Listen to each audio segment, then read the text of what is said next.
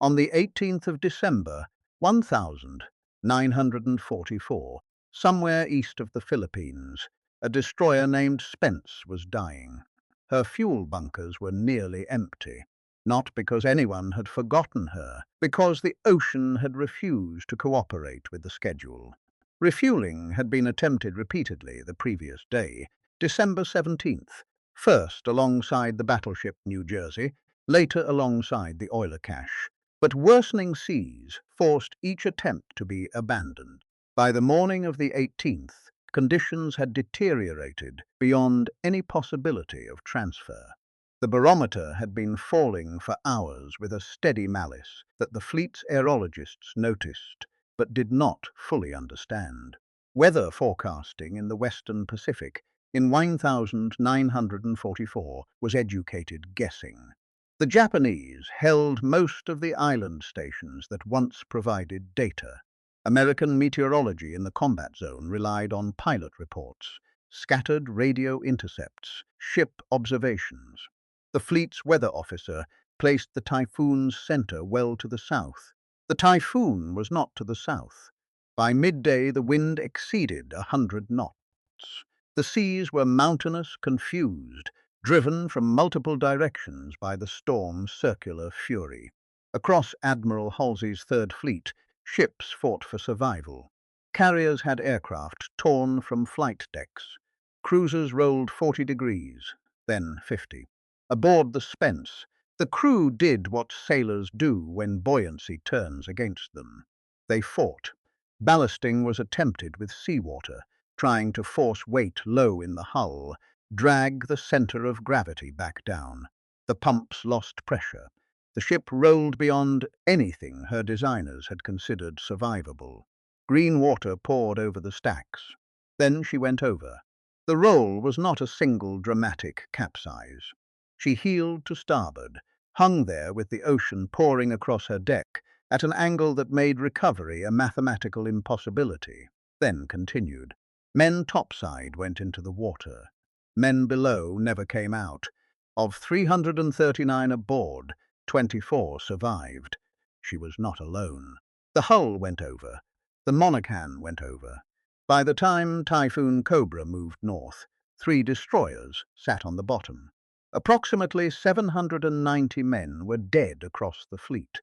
Nearly 150 aircraft destroyed or damaged beyond repair. A court of inquiry would be convened.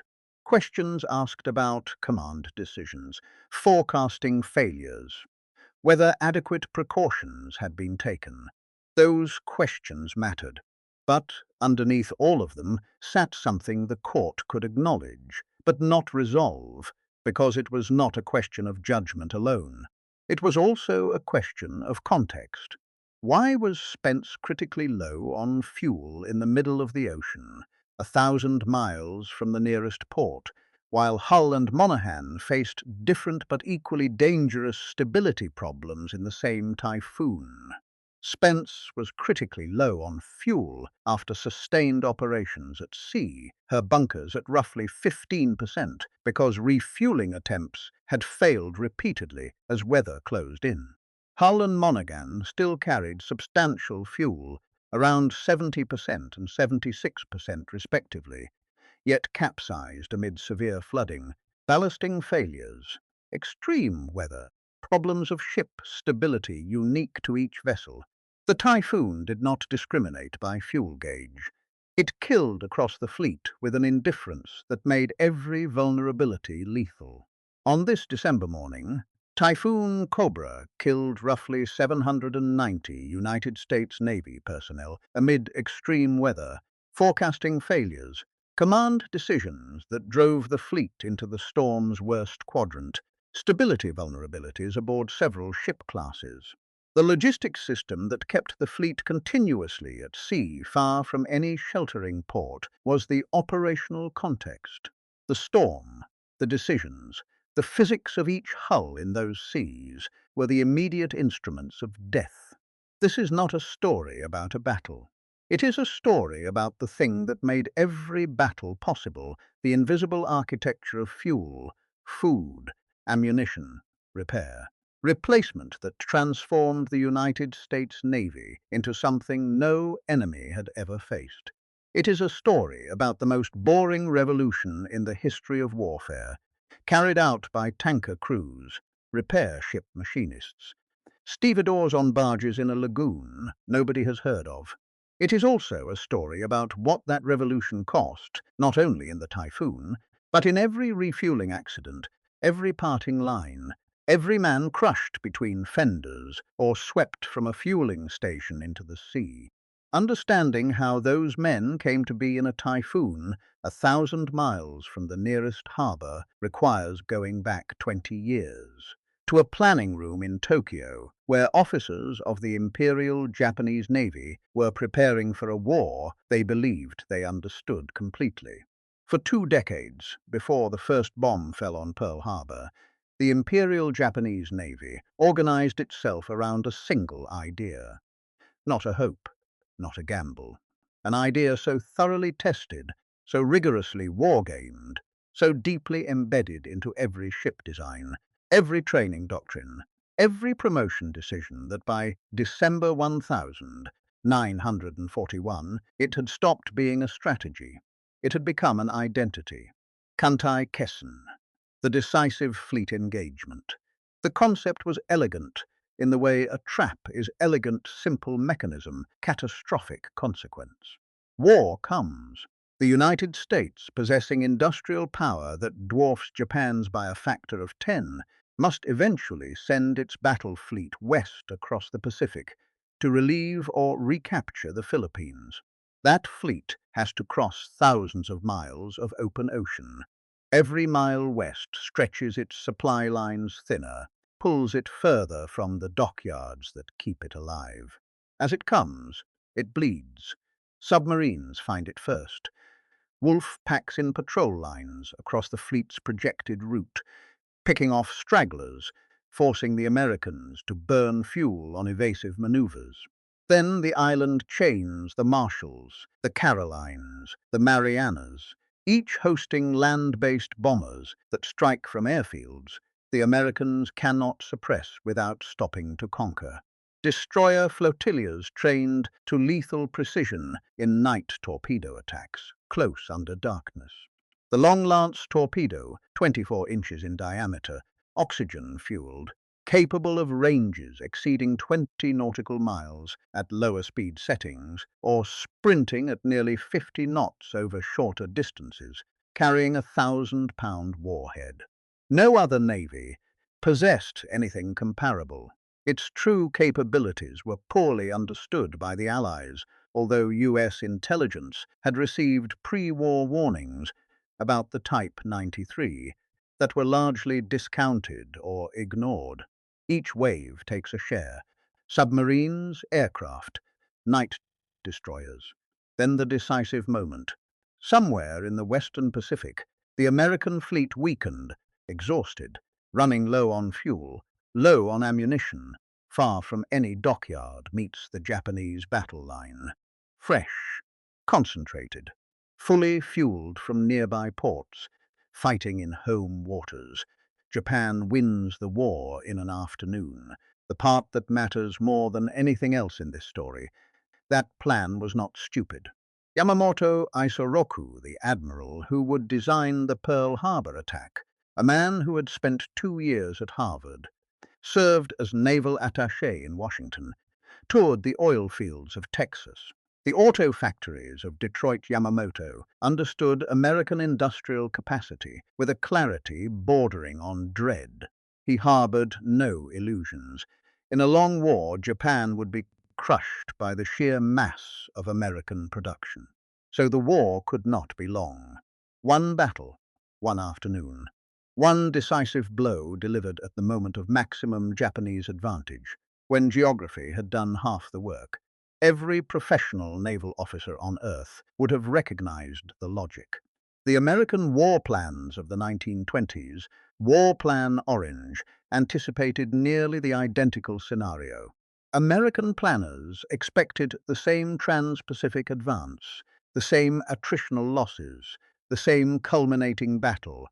They disagreed about who would win. They did not disagree about the shape of the war, because every fleet in the history of steam had been chained to its base, not doctrine, physics, the way the ocean worked. The arithmetic explains why every admiral in the world believed the chain could never be broken. Pearl Harbor to Tokyo, approximately 3,400 nautical miles. Pearl Harbor to the Marianas, 3,300. Pearl Harbor to the Philippines, over 4,600. These are distances that impose absolute constraints on what a naval force can do upon arrival. The carriers, the Essex class, 27,000 tons, were relatively efficient. Large hulls, moderate power plants. A carrier could sustain operations for extended periods. The carriers were not the problem. The destroyers were the problem. A Fletcher-class destroyer displaced roughly 2,050 to 2,100 tons standard, around 2,900 tons at full load, depending on wartime configuration. 376 feet long, 60,000 shaft horsepower, top speed above 36 knots. Ships that burned fuel with the appetite of a furnace, left open in a windstorm.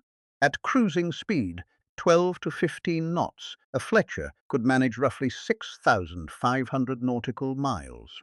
Adequate on paper, meaningless in practice, because a carrier task force almost never operates at cruising speed. Carriers need wind over the deck to launch.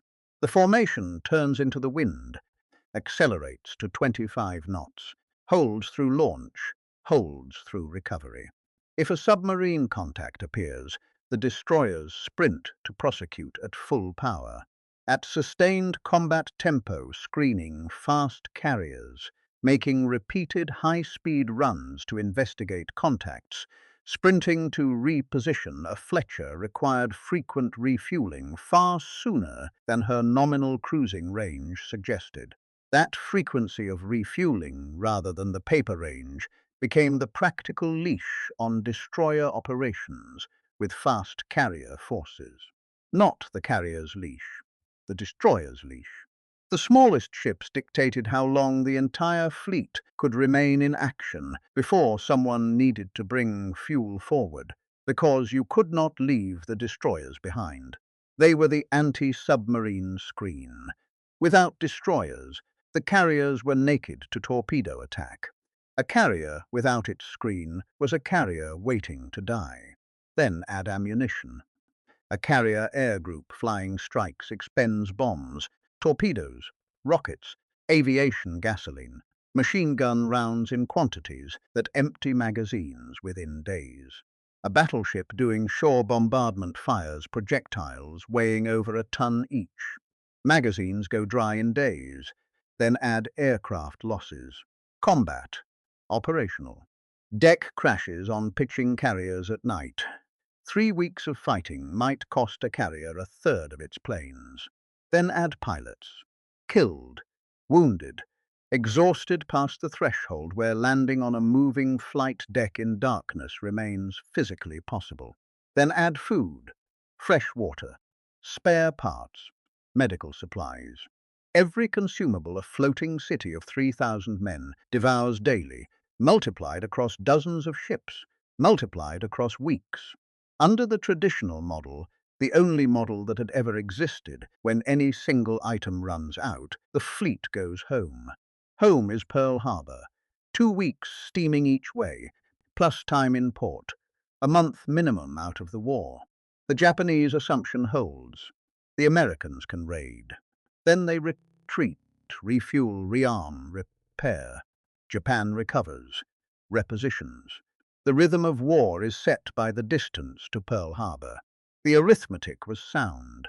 The assumption was universal. The Americans did something else instead. The technical foundation of everything that followed looks, in photographs, like 2 ships steaming uncomfortably close together. No drama in the image. Just 2 grey hulls running parallel on a grey sea, connected by cables, fuel hoses passing liquid between them. Underway replenishment. the most boring revolution in the history of warfare. The Navy had been developing this since the First World War era, through the 1920s, through the 1930s, in exercises generating no headlines, attracting no congressional attention. The broadside method was refined. A receiving ship alongside a fleet oiler at 10 to 12 knots, roughly 100 feet apart, fuel hoses rigged on tensioned high lines. The physics of two large vessels in close parallel are treacherous. Water between the hulls accelerates through the narrowing gap. Pressure drops the Bernoulli effect. The differential pushes both hulls inward, a suction growing stronger the closer they get. Holding station requires constant helm corrections from both vessels. A moment of inattention closes the gap. Warships meeting at even modest speed crush steel, rupture fuel lines, kill men standing between fenders.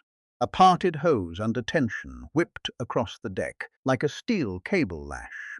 The fuel spraying from a ruptured connection turned the deck into a fire waiting for ignition on ships carrying high-octane aviation gasoline. Men died doing this regularly, crushed between fenders, struck by parting lines, swept overboard, not in combat, in the act of keeping the fleet alive. By 1944, the Americans had pushed far beyond fuel. They were passing ammunition at sea, 5-inch shells, bomb casings, torpedo warheads, while both vessels steamed at operational speed. They were passing provisions, spare parts, mail, flying replacement aircraft onto carrier decks from escort carriers stationed with the logistics groups.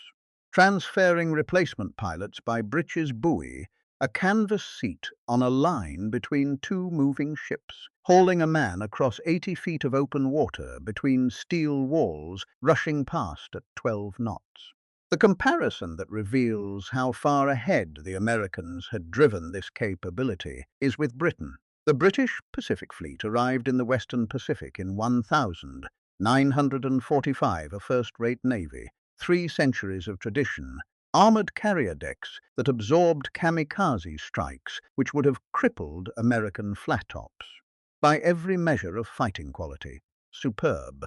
When the Royal Navy joined operations off Okinawa, the British Pacific Fleet was sustained by its own fleet train, although replenishment was slower, less flexible than the American system, with later operations sometimes requiring U.S. tanker assistance. British officers acknowledged the gap openly afterward. Not a failure of courage or seamanship, a failure of investment in scale, in equipment, in 2 decades of relentless peacetime practice that the Americans had prioritized when no one else saw the point. 20 years of hose connections, pumping rates, tensioned high lines, emergency breakaway protocols, station keeping in heavy seas. The precise choreography of 2 ships dancing at close range, while liquid death flowed between them through rubber arteries reinforced with steel. No one wrote novels about it. No politician campaigned on it. It was invisible work performed by invisible men. It turned out to be the skill that broke the geography of the Pacific Ocean. Because what the Americans had done was sever the ancient chain between a fleet's combat power, the distance to its nearest port. They dissolved the chain entirely by making the base come to the fleet instead of forcing the fleet back to the base. Every navy in history had been a weapon on a leash. Stretch it too far, the leash snapped.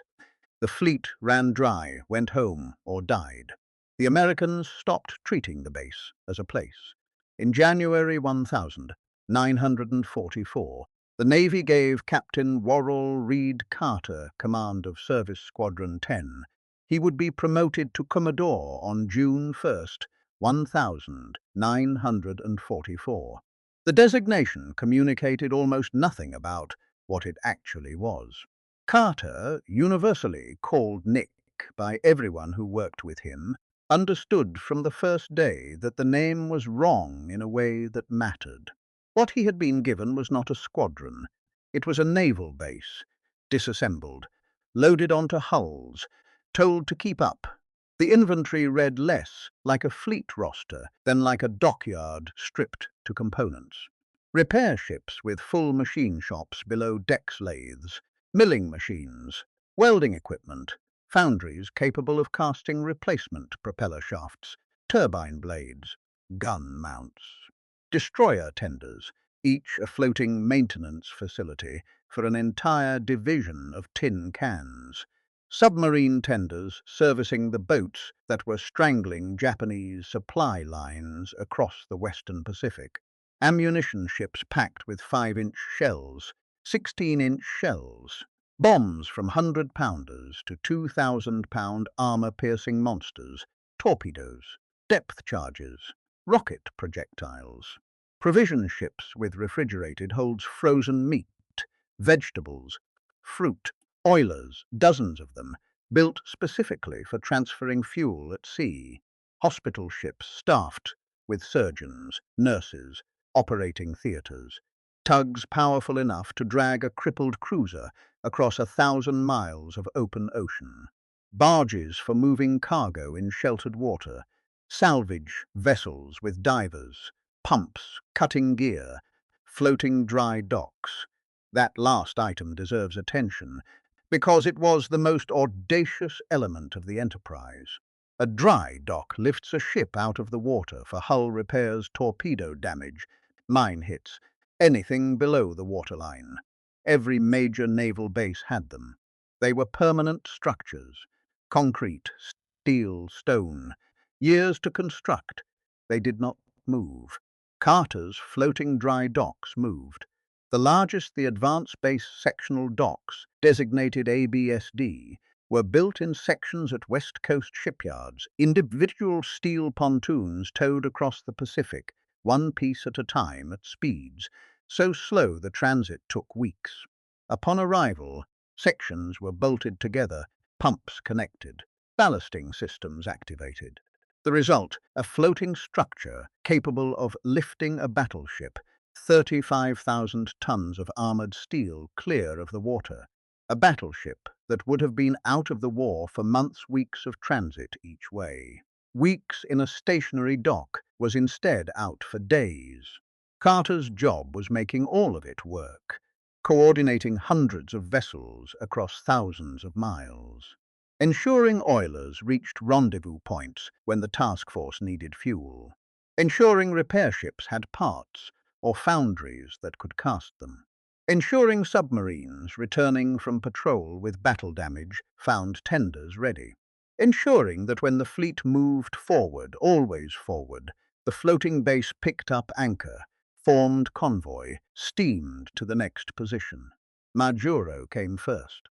The atoll's lagoon, seized in late January 1944 during the advance through the Central Pacific, was large, sheltered, deep enough for major fleet units. Service Squadron 10 established itself there, transforming the lagoon into a forward base within weeks. Ships flowed in, fuel accumulated. Repair operations commenced. The quiet circle of coral became a humming industrial complex. But Majuro was a waypoint. The fleet advanced faster than pre-war timetables anticipated. By mid-1944, the combat radius had pushed beyond convenient reach. The base needed to move. Eniwetok, taken in February, provided the next anchorage. Elements shifted forward. But Eniwetok too became a rear area as the fleet's striking arm reached deeper west, hitting the Marianas, Palau, reaching toward the Philippines. Then, in late September 1944, the answer materialized. Ulithi Atoll sits in the western Caroline Islands, roughly 1,300 nautical miles from Tokyo, 900 from the Philippines. On a map, a speck. On a chart, a ring of small islands, none more than a few feet above sea level, enclosing a lagoon approximately 20 miles long, 10 wide. Deep water, protected from oceanic swells. multiple channels for large vessels, a body of sheltered water so vast the entire Pacific Fleet could anchor within it simultaneously. The Japanese garrison had withdrawn. American forces occupied the atoll on September 23rd, meeting no resistance. The local population, a few hundred Micronesians, found themselves hosts to the most powerful naval force ever assembled, without consultation. Within weeks, Ulithi became the largest naval base on Earth. At peak occupancy in early 1945, more than 600 ships anchored in the lagoon simultaneously. By tonnage, it surpassed Pearl Harbor, surpassed facilities that had taken decades to build with permanent infrastructure, concrete piers, steel cranes, paved roads. Ulithi had none of those things. It had water, coral, a few palm-covered islands barely above the tide line. Everything else floated. ABSD sections arrived, were assembled, began lifting damaged ships from the water.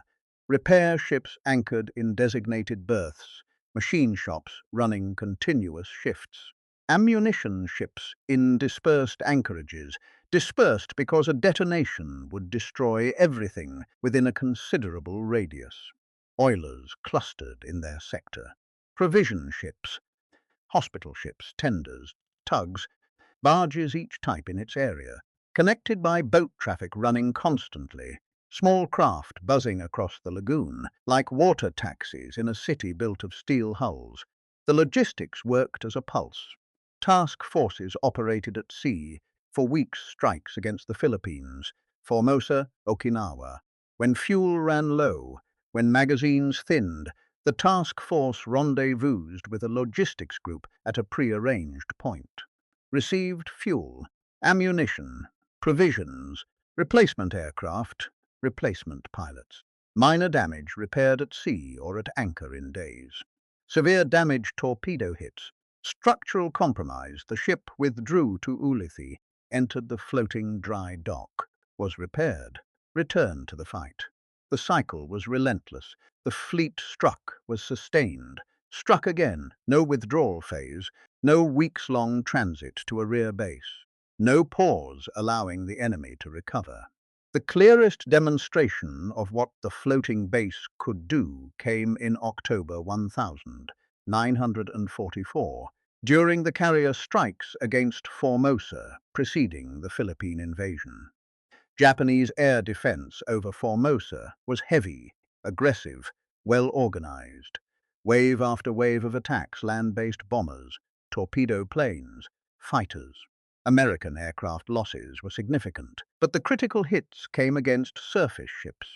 The heavy cruiser USS Canberra took an aerial torpedo on October 13th.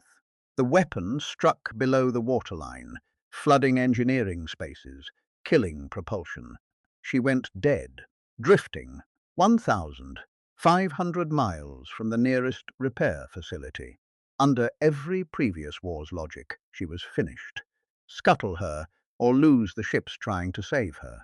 The next day, the light cruiser USS Houston took a torpedo in near-identical fashion. Two cruisers dead in the water, deep in contested airspace with Japanese attacks continuing. Both were taken under tow. Not by fleet tugs, by other cruisers. Heavy combatants diverted from primary missions to drag their crippled sisters at a few knots across 1,500 miles of ocean, that Japanese aircraft, submarines, surface forces all contested. The sailors created their own designation. They called it Bait Division 1. The name told the truth. Two ships that could not fight, could not run, could barely float, crawling across the Philippine Sea as targets for every Japanese unit in range. Halsey saw opportunity inside the crisis. Japanese radio traffic indicated their command believed the crippled cruisers were evidence of a major American defeat. Tokyo Rose broadcast claims of devastating victories. Japanese surface forces did sortie after Tokyo's exaggerated claims of victory. Halsey used the bait. The cripples screened by a force strong enough to protect them, positioned to look vulnerable. If Japanese surface forces came to deliver the killing blow, they would run into the concentrated firepower of Task Force 38. In the event, the Japanese forces did not take the bait. Bite Div, one failed to lure them into a surface engagement. But the deception was not wasted. Japanese overconfidence from the Formosa air battles, fueled by wildly inaccurate pilot claims of carriers sunk, battleships destroyed, contributed directly to the strategic miscalculations that preceded Leyte Gulf. Both cruisers reached Ulithi on October 27th, receiving temporary repairs in the lagoon before proceeding to larger repair facilities, including Manus, for further work. Ships that the arithmetic of traditional warfare had already written off pulled back from destruction by a system that refused to accept geography as final. One of the atoll's small islands was designated Mog Mog, a recreation area. Thousands of men from hundreds of ships, many at sea for months, rotated ashore in organized groups for a few hours. A ration of warm beer, a strip of coral beach, the chance to walk on something that did not pitch underfoot. Mog Mog was not elegant. The beer was mediocre. Fights broke out among men who had been under operational stress for months, given alcohol in tropical heat. But it was land, solid ground. An afternoon where a man could sit under a palm tree, knowing that soon a boat would take him back to his ship, which would take him back to the war. Barges fitted as chapels held services for every denomination. Barges converted into movie theaters showed films months out of date, watched with intensity that had nothing to do with quality. On at least one vessel, an ice cream plant produced a commodity the Navy treated with a seriousness bordering on doctrinal. When a ship performed some notable service, rescued a downed pilot, achieved a difficult feat of seamanship, the reward was often measured in gallons of ice cream. The absurdity of manufacturing ice cream in a combat zone, 1,000 miles from the nearest civilian, was not lost on anyone. It did not need justification. Every man understood the ice cream was not about ice cream. It was the assertion that even here, even now, the small dignities of ordinary life were not suspended. The lagoon was not safe. On November 20th, 1944, the fleet oiler USS Mississinawa lay at anchor loaded with aviation gasoline, fuel oil, diesel. At dawn, a Japanese Kaiten struck her. The Kaiten was a modification of the Type 93 torpedo, the Long Lance, fitted with a compartment for a human pilot, a suicide weapon. The pilot, Nishina Sekio, was 21 years old, one of the Kaiten program's original volunteers. The Mississinawa's cargo ensured the outcome. The torpedo struck. Aviation gasoline ignited. The fire was instantaneous, catastrophic. 63 men died. The ship burned, broke apart, sank in the lagoon. Her wreck settled into the coral bottom where it remains. The atoll's indigenous population bore a different cost. The few hundred Micronesians living on Ulithi's islands were relocated to accommodate the fleet. Their homes, fishing grounds, ancestral land occupied, repurposed, transformed without consent into fuel dumps, ammunition stores, recreation areas. The history of Ulithi as a naval base is inseparable from the history of Ulithi as a displacement. Then came December 18th, Typhoon Cobra, the storm that opened this story. The Court of Inquiry examined every decision that had placed the Third Fleet in the Typhoon's path. The forecasting failure. The decision to attempt refueling on December 17th, despite deteriorating conditions. Course changes that brought the fleet closer to the storm's center instead of clear. The readiness of individual ships. The stability characteristics of each class in the formation. Of the 3 destroyers that capsized Hull, Monaghan, Spence only, Spence was critically low on fuel, her bunkers at roughly 15% after sustained operations, repeated failed refueling attempts on the 17th. Hull carried approximately 70% fuel. Monaghan, approximately 76%.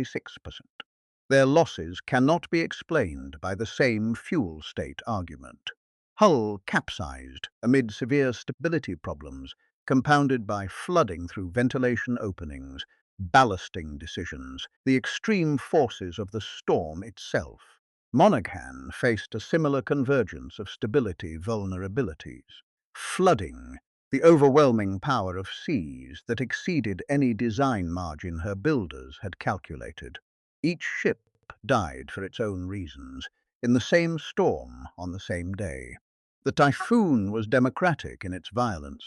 It found the weakness in every hull, whether that weakness was empty fuel tanks, or inadequate ballasting, or ventilation ducts that admitted the sea, or a moment of helm error that allowed a critical roll from which recovery was impossible. A fleet operating from a fixed base had a simple answer to whether this severe: go to port, wait, refuel in sheltered water. A fleet under mobile logistics doctrine did not have that option, because the entire point was that the fleet did not go to port. It stayed at sea. It was sustained at sea. The weather was whatever the weather was. The court criticized Halsey's judgment, stopped short of recommending disciplinary action. The underlying tension between continuous operations at sea, the meteorological reality of the Western Pacific in typhoon season, was inherent in the system, could not be resolved by any inquiry. The capability that made the fleet unstoppable also meant the fleet was continuously exposed to whatever the ocean delivered, with no option to retreat to harbour, because eliminating the need for harbour was exactly what the system had been designed to achieve. The roughly 790 personnel lost in Typhoon Cobra were casualties of the storm, of failures in weather assessment, navigation decisions, command judgment, ship stability, a convergence of factors that no single explanation can contain. The logistics revolution did not kill those men, but it placed the fleet in the operational posture continuously at sea, far from shelter, dependent on at-sea replenishment cycles, vulnerable to disruption by weather, that became the context for their deaths. The system that gave the fleet its reach also removed the oldest safety margin in naval warfare, the ability to go home when the sea turned hostile. By late 1944, the fuel situation of the Imperial Japanese Navy had passed from difficult into structurally impossible. The oil was in the south. Sumatra. American submarines had turned the sea lanes between the southern resource area, the home islands, into a killing ground.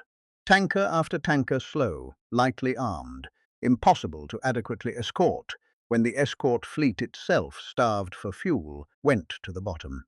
Every tanker sunk meant less fuel delivered. Less fuel meant fewer escort sorties. Fewer escorts meant more tankers sunk. The spiral tightened with mathematical cruelty. By October 1944, the Japanese Navy could not fuel its fleet in one location. The decisive battle that Kantai Kessen had promised for 20 years finally came. Leyte Gulf, October 1944, the largest naval engagement in history. It was fought by a navy constrained at every level by its own logistics collapse. Vice Admiral Kurita Takeo sorted his battleship force, including Yamato, the largest warship ever constructed from Brunei. Not for tactical advantage, because Brunei was where the oil was. The fuel to fill those enormous bunkers existed in the southern wells, not in Japan. Vice Admiral Ozawa Jisaburo brought his carrier force south from the home islands. Because the few remaining trained pilots were there, the replacement aircraft were there. Ozawa's carriers were largely empty flight decks with almost no air groups. Under Operation Show 1, His force was deliberately assigned the role of decoy, sailing south to lure Halsey's Third Fleet north, while Kurita's surface force drove through San Bernardino Strait toward the landing beaches at Leyte. The separation was deliberate, Sherwan assigned each force a distinct mission. But the plan itself was shaped by constraint. Severe fuel shortages, the near-total loss of trained carrier aviators after the catastrophe of the Philippine Sea in June, the destruction of the tanker fleet, all of it dictated what was possible. The great decisive engagement that Japanese doctrine had planned for 20 years was fought by forces starting from different oceans, each carrying only what its starting point could provide. A surface force beginning from the fuel, a carrier force beginning from the pilots, neither operating according to the original vision of a concentrated fleet engaging at full strength. Late in the war, the Japanese Navy sometimes resorted to poorly refined or unrefined southern crude because refined fuel was increasingly scarce, increasingly difficult to transport to the fleet. There are reports, substantiated by post-war interrogations, that some of Kurita's ships burned this volatile fuel oil with light fractions that vaporize easily, turning any hit from a bomb or shell into something far worse than properly refined bunker fuel would produce. A ship burning crude does not merely take damage, it ignites. The contrast requires no commentary. On one side, a fleet at sea for months, continuously refueled by oilers at prearranged coordinates, rearmed by ammunition ships, resupplied with aircraft flown aboard from escort carriers, damaged ships repaired in a coral lagoon by floating dry docks towed across the Pacific in sections. A fleet whose nearest permanent dockyard was thousands of miles behind the combat zone irrelevant, because the dockyard had been disassembled, loaded onto hulls, brought forward. On the other, a fleet whose fuel supplies were being sunk faster than they could be replaced. Forces starting from different hemispheres of the same ocean. Ships burning fuel so volatile that combat damage became catastrophic by default. The premise of Kantai Kessen did not collapse in battle. It evaporated before the engagement began. There was never going to be an exhausted American fleet arriving at the end of a long voyage, weakened by distance, far from its bases, running low on everything. The voyage never ended. The fleet was never at the end of anything. It had been at sea for months, fully fueled, receiving replacement aircraft, replacement pilots at sea, battle damage repaired forward, everything except a fixed address. It did not need one. The mail came by Highline too. After the war, Nick Carter wrote a book. He called it Beans, Bullets, and Black Oil. 3 nouns, no adjectives. The most accurate title anyone has ever placed on a piece of military history, because those 3 substances, food, ammunition, fuel, determined whether a fleet fought or went home, whether an invasion launched or stalled, whether men lived or starved. It is not a book most people have read. There is no movie based on it. The phrase does not appear on any memorial or monument in any American city. But every ship that fired a gun at Okinawa fired it because of what that phrase represented. Every aircraft that launched over the home islands launched because somewhere beyond the horizon, an oiler crew was pumping aviation gasoline through a hose between 2 ships at 12 knots, in seas that might turn lethal at any moment, performing work that had killed men before. The men in this story are tanker crews, repair ship machinists, ammunition handlers, dry dock technicians bolting steel sections together over coral in tropical heat. The crew of the Mississinawa, 63 of whom died at anchor in a lagoon that was supposed to be safe. The crews of Hull, Monaghan, Spence, who suffered catastrophic losses in Typhoon Cobra, part of roughly 790 personnel lost across the fleet. Only Spence was critically short of fuel. Hull capsized despite carrying substantial fuel. Monaghan capsized despite carrying substantial fuel. The storm found different weaknesses in each ship, killed with equal finality, regardless. They did not become famous. The fleet oilers Cimarron, Neosho, Guadalupe, Kaskaskia participated in virtually every major Pacific operation, fueled the ships that fought the battles that made headlines. Their names do not appear in popular histories. The men who ran the floating dry docks at Ulithi came home to discover the place where they served did not exist in the public imagination, had never appeared in newspapers, would never appear in movies. Most never mentioned Ulithi. When they tried to explain it, a lagoon, 600 ships, a floating dry dock lifting a battleship, an island where you could get warm beer, no one knew what they were talking about. The word meant nothing.